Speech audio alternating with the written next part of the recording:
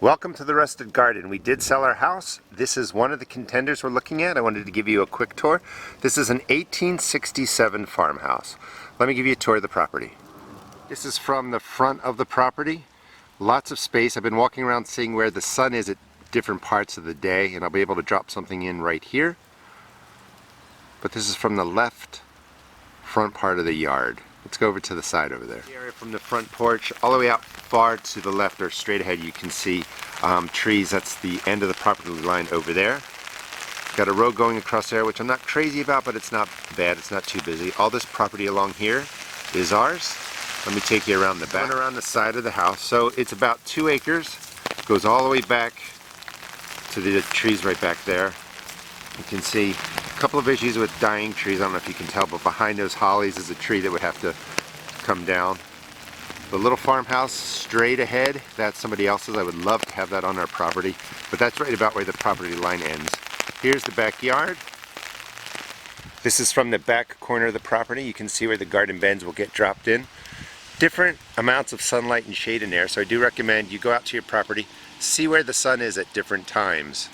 If you're looking to buy seeds, I have a seed sale going on at my website right now. It's a 100-pack of seeds. The standard seeds I sell for $75. There's only 5 sets. You can find the link in the description, but it's www.therustedgarden.com. We do have a garage right over there. That'll be turned into something else. We're going to probably drop a carport if we go with this property.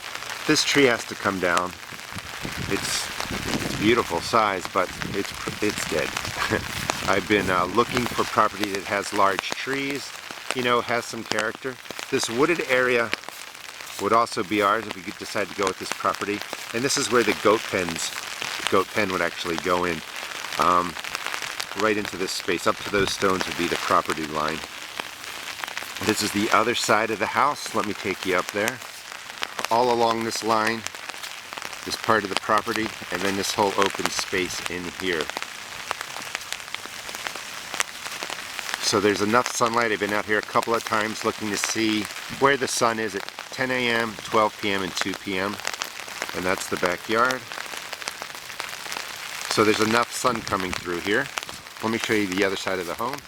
So this is the angle from the other corner of the front yard. This whole space will be where I set up the nonprofit organization I've been talking about called A Garden to Grow, where I'll be working with young adults with Down syndrome and autism. It's a great space. One of the things that we wanted was a large tree to bring character to the property, and we did get that with this tree.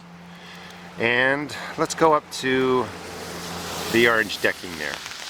You know, the orange decking will of course come down, but this is the other side. And this whole area was fenced in. We're looking at old photos with a white picket fence, and I think we would replace that and put that all in here. But this is one of the contenders. I'll give you an update in a couple of weeks of what's going on with the Rusted Garden 2. Hope you enjoyed the video, and please leave comments what you think about the house. And if you raise goats, any information you have would be greatly appreciated. Thanks for watching.